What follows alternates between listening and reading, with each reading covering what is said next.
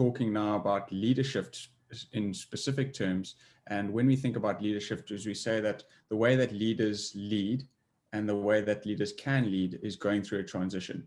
And I think that there's a certain shift that needs to happen inside of that space. And I think if you go back to the very definition around why we created this podcast and why we're really passionate about reverse mentorship, is that we're saying we want to create an environment where the leaders of today can learn from the leaders of tomorrow. And that requires a shift in thinking, and it also requires a different way of approaching things. And that's sort of where foundationally we started our thinking about leadership.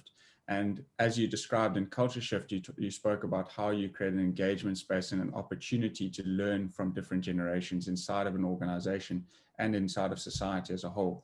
And so in creating leadership, we sort of zoomed in on three specific areas. We speak about risk, we speak about feedback, and we speak about listening.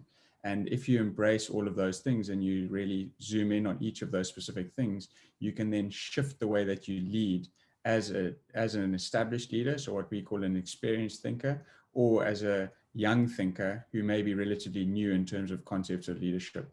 And so I think that there's an opportunity to engage cross-generationally, especially in this digital first and remote world that we're living in, for organizations to look at embracing inside of that space.